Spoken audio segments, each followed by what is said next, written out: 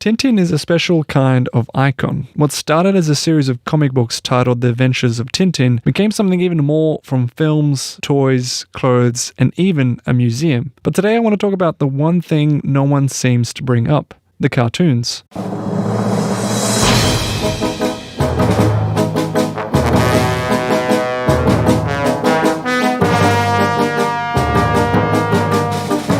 Created in the 90s, 26 episodes were made and adapted from the original comic books, with most even using the same type of framing and design that were originally illustrated from the creator, Hergé. And what's great about the episodes is that they truly capture the spirit of the original comic books and build upon it with all the elements that video and audio can do compared to a written format. But before we get to that, who is Tintin and what do I mean by the spirit of the original comic books? While the Adventures of Tintin sound like an epic heroic tale of conquest and adventure, to me it's really about a young detective who solves crimes with his trusty friends. Because at the core of each episode and story is simply one thing: mystery. For 'tis from the light that light will dawn, and then shines forth. The Eagle's Cross. How mysterious. This must have been hidden in the ship's mast. Tintin is really an example of what's referred to as the whodunit genre of screenwriting. Every story uses a mystery that Tintin has to solve, and it comes from some sort of horrible event or an act of evil that causes a larger problem. Forget him, it's Dawes we want.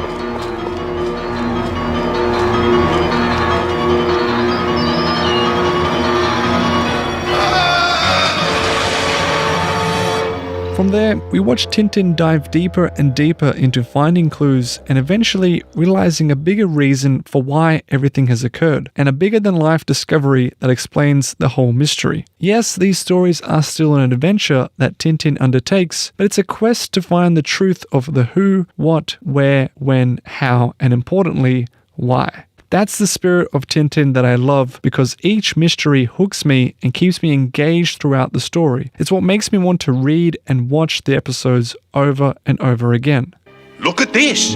Found beside the victims. Fragments of broken crystal balls that the doctors say must have contained some sort of sleeping potion.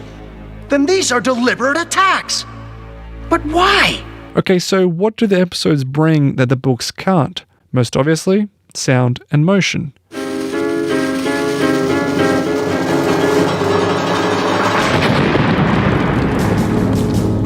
To me, the sound of the show is my favorite part because of two elements: the voice acting and the music. I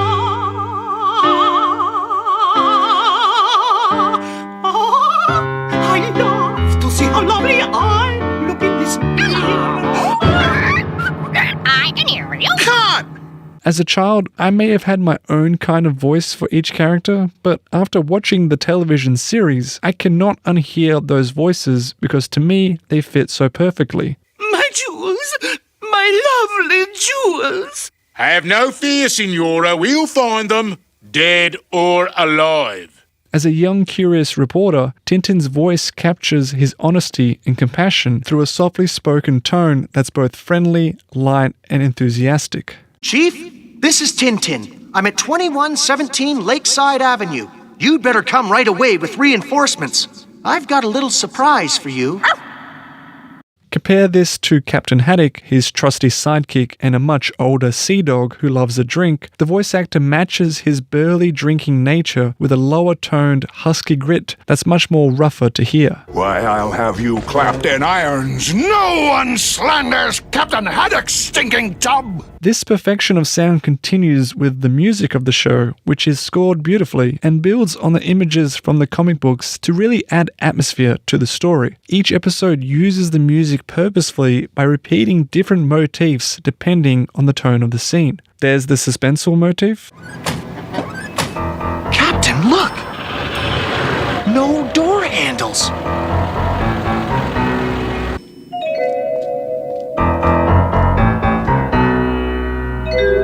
Huh?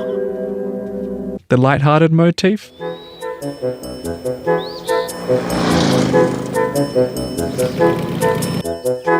Snowy! Snowy! And of course, the adventurous motif that also doubles as the theme song.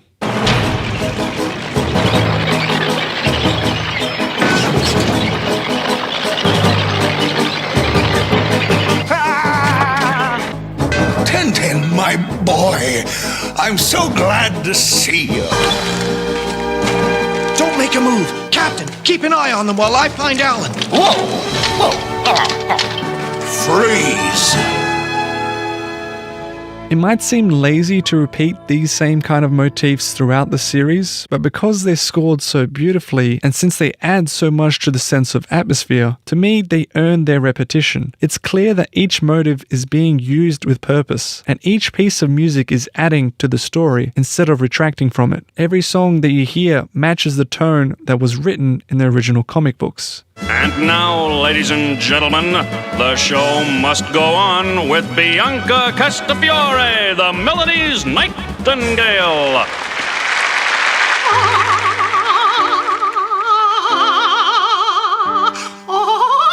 I love to see how lovely I look in this mirror. I love to see how lovely I look in this mirror.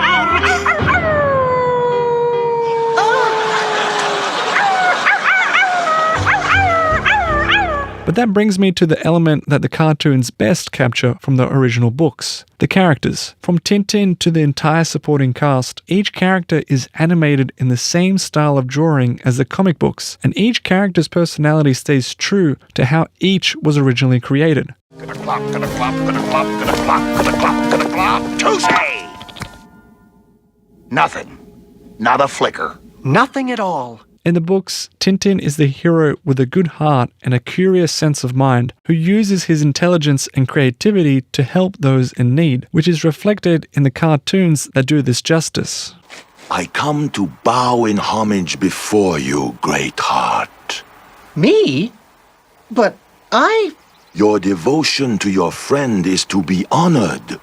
May I present you with this scarf of silk? Likewise with Captain Haddock, Tintin's best friend and the loyal sidekick who, despite having his tendencies towards alcoholism, is ultimately a good friend and a hero in his own right. Don't say anything. I'm going whether you like it or not. He is good friend. that he is. The series captures his friendship as well as some of the best hot-tempered insults ever to be put on screen.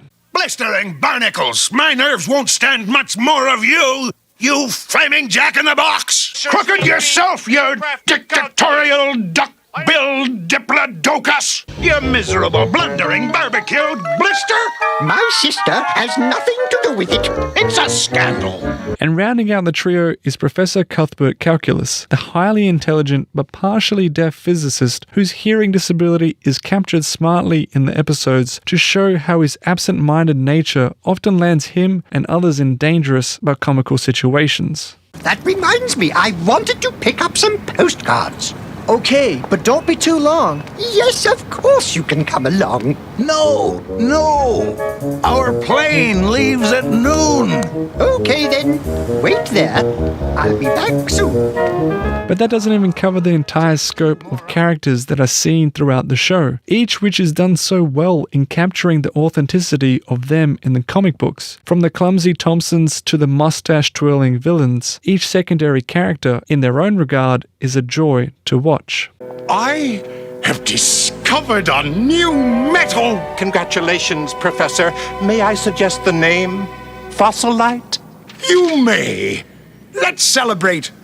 Order 10 pounds of jelly beans! Faithful adaptations like this sound easy to do, and there's no reason they can't be. When you have a source material that is of such high quality, your job as the creator is to pay attention to all the aspects that worked in the first place and replicate them to the best of your ability. But that's just the beginning. You need to then go beyond what's replicable and actually build upon what was left in the old in order to add something genuinely creative to the new. You need to understand the source material so well and understand what worked about it so that when you add something new, you can do so knowing it will be faithful to the original.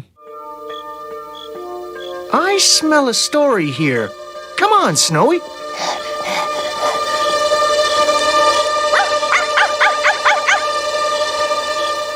That's what makes the process sometimes challenging, and unfortunately, there's too many examples of adaptations that have gone wrong. Thankfully, Tintin and its cartoon series is not one of them. So cunning are these would-be assassins. They have even grown mustaches to better fit in. and gain our trust. We object. We were born with our mustaches. Silence! Even the film is still enjoyable and does enough to follow the same spirit of the original. But maybe that's the special thing about Tintin. In all walks and mediums of life, telling the story of Tintin is so difficult to get wrong, because if you just follow the story word for word, it's hard not to tell a compelling tale, because the original tale is genuinely compelling. It is genuinely creative and mysterious, and has such great storytelling that will withstand the test of time. And such stories like these are so special that they will forever remain a one-of-a-kind classic. There is a rainbow in my heart. I weep because Tintin is going, but the sun shines because I have a new mother and father.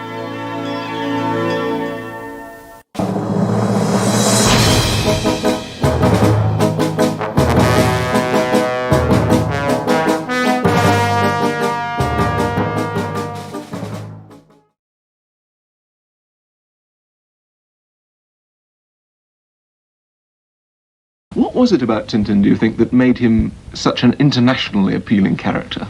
I don't know, absolutely, I don't know. I'm very amazed with this success, because I receive letters from all parts of the world, and I'm always surprised that an Indian boy or even a Chinese boy writes to me and says he loves Tintin. What about the next Tintin book? Is there a prospect of one in the foreseeable there's future? a prospect, but I am thinking to, I have lots of the ideas, but I wait till those ideas come together. I have ideas, but not yet, something precise. But you still enjoy doing them? Yes, yes, yes. You can't do such a work without enjoying it.